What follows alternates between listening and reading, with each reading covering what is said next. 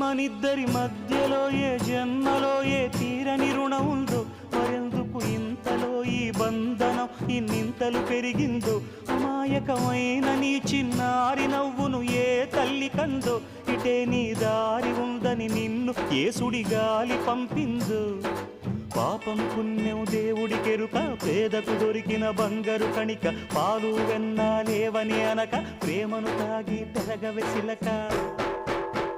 వలేసే పాడు లోకం కంటపడక ఉండు నాయనక, ఇలా నా గుండెలోనే గువ్వల కొలు ఉండిపోయింక.